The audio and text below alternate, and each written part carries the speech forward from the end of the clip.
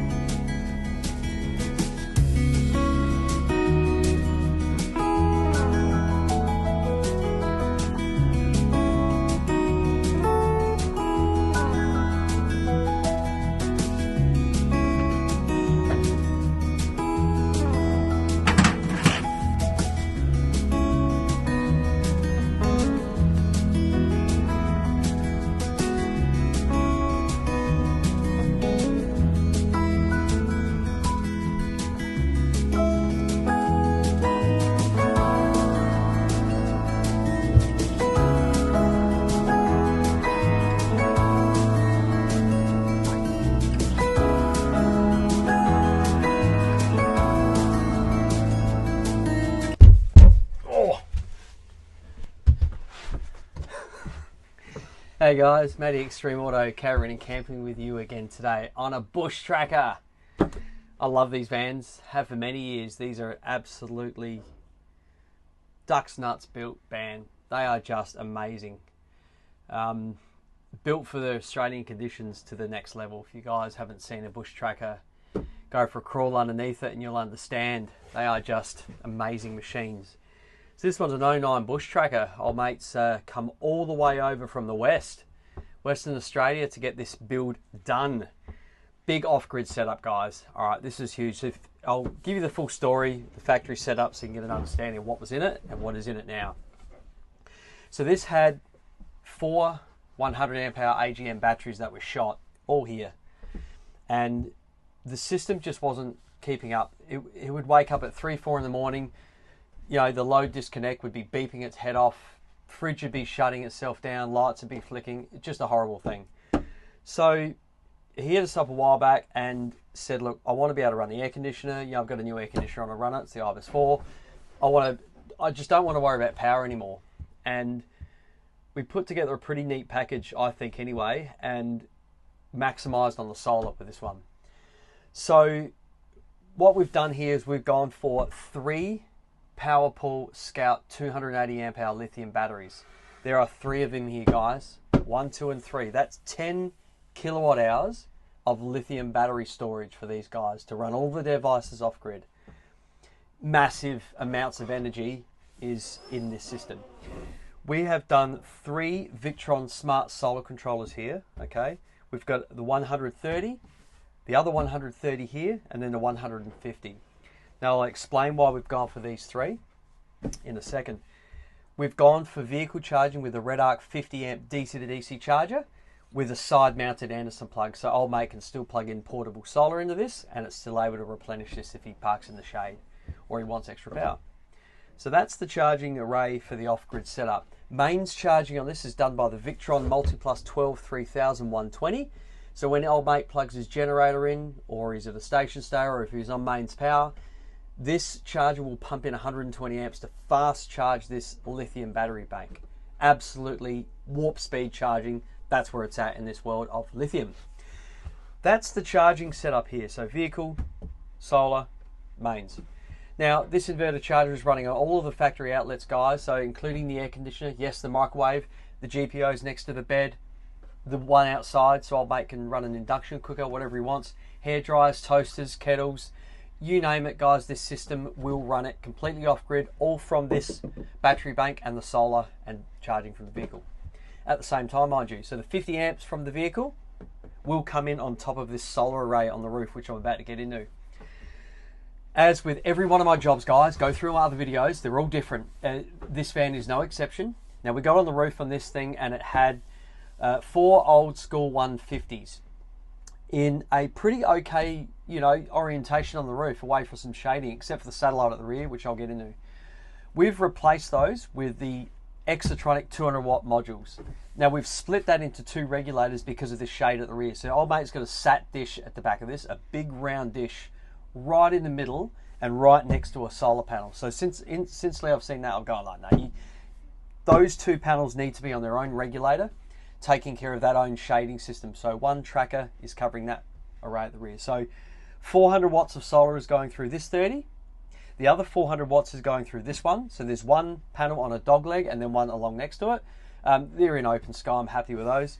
So those two are taking care of the 800 odd watts on the roof because of that shading issue. So we've had to split it. All right, that's the split.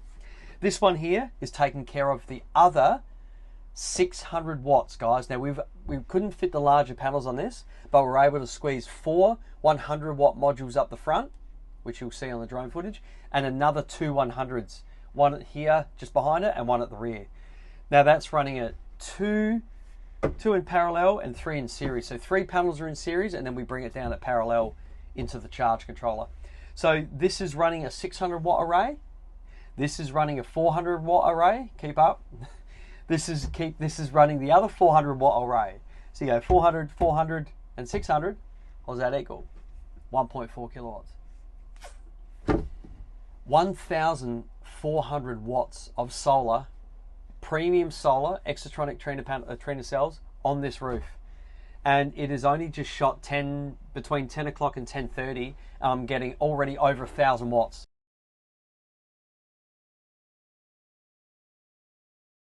Now, 4 of the panels of the 100s are facing north, which we're in ideal conditions right now. The other 2 are on the roof, that are the 100s, are flat, facing up. I'm already getting 500 out of that array. That's a pass. The other array is at spec. So, like, this is crazy, guys. To have this amount of energy, I'm running an air conditioner, I have for now for 2 hours. I'm running that air conditioner now on flat out 16. The fan already got the temperature because these things are like insulated, like they're that thick. So, you know, what a wicked setup to have. Completely off grid. You know, run your air conditioner, run all of the stuff that you want to do off grid, anytime, anywhere. And you know, we've travelled to Port Broughton, you know, a couple of hours north of Adelaide to do this job. It takes normally about 3 days. You know, we've done water tank sensors on this. We've done a few things. We've put a Teltonika RUT 360 modem or Mimo antenna on the roof. So it's a 2-in multi-in setup to get better internet speeds for these guys when they're out the bush. And you know, that's a 3G, 4G modem. So happy days there. Put the Telstra SIM card in. It's basically like equivalent to a Nighthawk. In my opinion, it's better. It's an industrial grade router. It does a great job. So it's 12 volts, multi-volt actually. You can plug it in. You can have an external antenna. You can have its own little internal antennas, which are little screw-in ones like your modem at home. So that's his internet. And this is all on the internet, guys. So I'm able to monitor all of this stuff completely remotely because he's gone for the Touch 70, the larger touchscreen with the CerboGX. And it's all completely on the VRM portal, as well as Bluetooth monitoring for all your products here. So once again, guys, this is an overlay system. This already had an inverter in here, had the old Xantrex kind of yellow and grey looking inverter.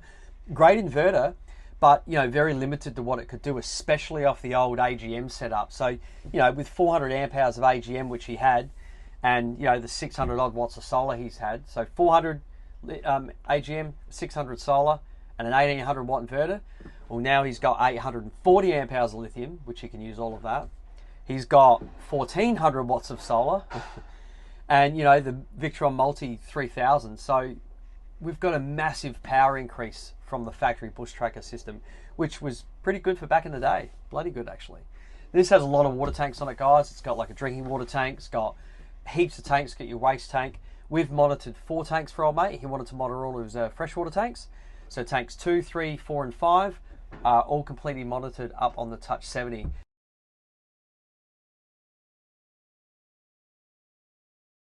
So we've gone for the differential pressure sensors, which are mounted at the base of the tank. Basically takes a voltage reading from 0 to about 5, and then it'll calculate the pressure on that sensor, and that will let you know what's left in the tank. You've got to calibrate it to a degree, but they're actually pretty simple to do, and once they're set up, they are very accurate at reading your tanks. So that's already set up for the old mate there. He had a Sirocco fan we fitted for him. What else have we done on it? Just a bit of rewiring and a little bit of tidying up. It wasn't too bad. Yeah, everything was kind of here, and I'll put a picture in what it looked like.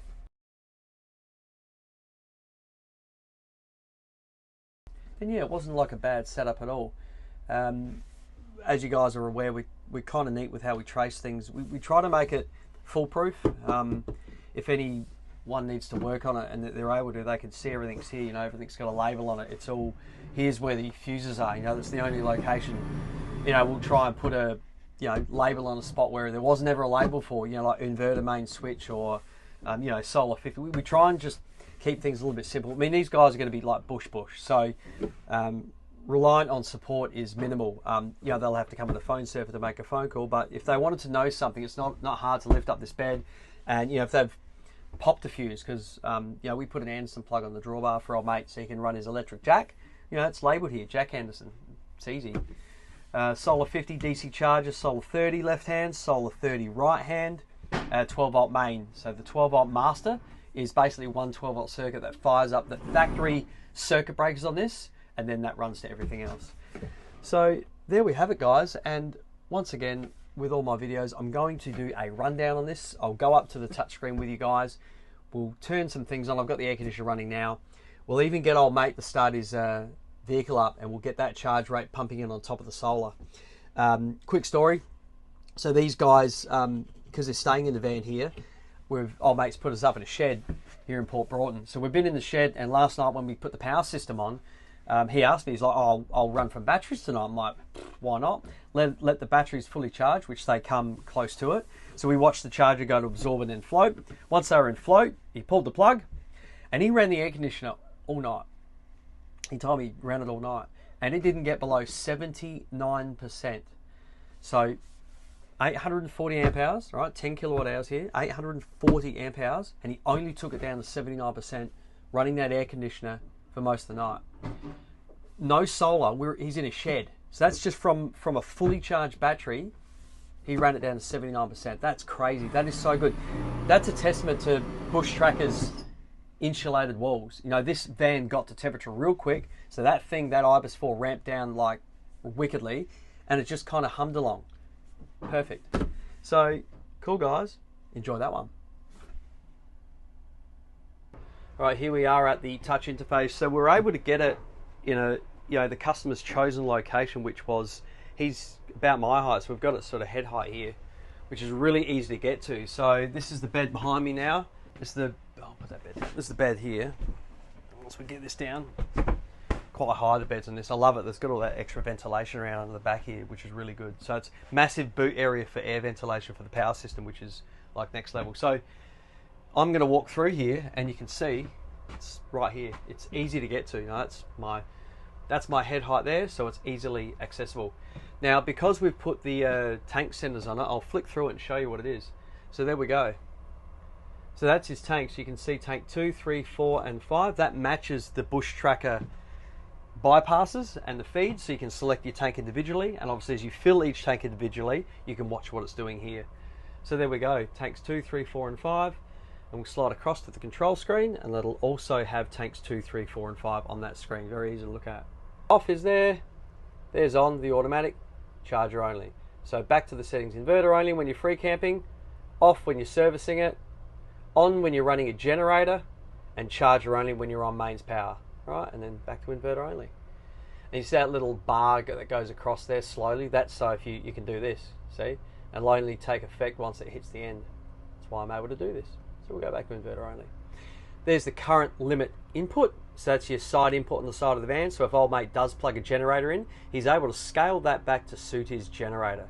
A very cool feature from Victron, and you're only able to do it with these. Very happy to do that. So if you've got a Honda 2, so you go like this, you drop this back to maybe 8 or 9. So that means it's only going to pull 8 amps from the side input. Now, if you're at a caravan park on a 15 amp supply, we'll select 15. I mean, why not? That's your input. Now, it will not exceed that. It will not pull more than that from the side input. It's very smart. So it stops your generators from clipping off. It stops circuit breakers at the caravan from flicking off prematurely. It's very awesome to do. So back to the main screen that I like. Shore power would light up here when you plug in the generator or mains, so shore power's here. There's nothing going in there. You are inverting at the moment, and you can see we're receiving nearly 1100 watts, 1060 watts there, coming in, going straight up to the loads to run this air conditioner. Now take note of the path of this is going. just so you know, guys, see that number? 42, 41 amps. Well, that's running. You can hear it. Look. Right. I'm running the air conditioner and charging at that rate. I'm only parked in the guy's driveway. So I'm charging the battery at 41 amps plus running the air conditioner. Once again, I'm charging that battery at 41 amps and running that air conditioner at the same time. Now, I haven't even hit the peak solar yet. It's still early in the morning. It's coming up, and that's only going to climb. So this is free camping. You're running this for free. You can run this all day long, and you are still charging the battery. So you won't use any battery during the day. And let's do that. Turn the AC off. And what I'll go do is I'll go start the vehicle, and we'll try and get some big numbers happening here, charge rate for you guys. You guys have already seen my discharge rates and what these PowerPole batteries can do. You know they're amazing. I might put the microwave on, but you know, you guys have already seen that. What you haven't seen too much of is the big charge rates, because it's been very average weather in most of these off-grid jobs that I've been doing in Adelaide, and I've had rain and cloud, and well, I'm 2 hours north of Adelaide, and there's a little bit of cloud around, but it's pretty sunny for the moment. So what I'm going to do is I'm going to let the solar pump in, and I'm going to show you guys what happens to old mate when he starts that vehicle. I'm going to show you how the solar works at the same time as the DC charger. It will not prioritize. No, it's going to use both to bring these batteries up to 100% state of charge. That's the systems that we do, and that's how it's designed to work. Now, I'm pumping in 70 amps right now, over 70 amps right now, just from the sun. So that 50 amp DC charger is about to come in on top of that number. Let's see what we can do. I'll show you this before I plug in the DC charger. That's what's happening right now. Right, I'm going to pause it and tell old mate to go start that RAM. Right, Al's going to start up this beast. There you go, she's running. See if I can capture this DC charger kicking in. So you should see another 50 come in on top of that.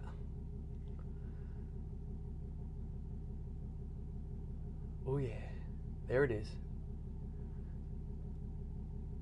That's on idle. We shouldn't have to tickle it. We'll see what we get out of it. How's this charge rate, guys? No generators. Engine running. On idle.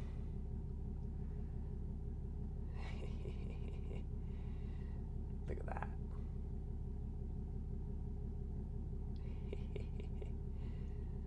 Wow. Absolute beast mode times 10. I'm very happy with this setup.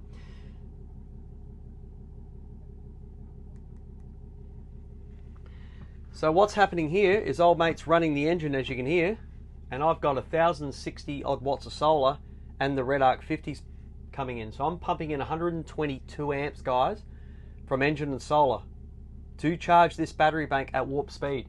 Even if he sucked 500 amp hours out of the thing, which is a lot, right, and he woke up, well, 4 hours, maybe, he's full again. Well, no, maybe, it's a definite. 4 times 125.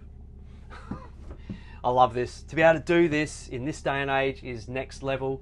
So 1600 watts is coming into the battery, or 122.2 amps. That's crazy. And we've still got, it's only like 10:30, 11 o'clock. We've still got the sun, you know, to come up and get full peak on the flat mounted panels that are above me here. So yeah, really stoked with this setup. Enjoy. DC charging the vehicle and the sun at the same time. Definitely hear that Cummins rumbling away, mate. It's a beast, I love it. I'll bet, mate, yeah. Straight through. Yeah. Look at that, beautiful, mate. Charging heavy.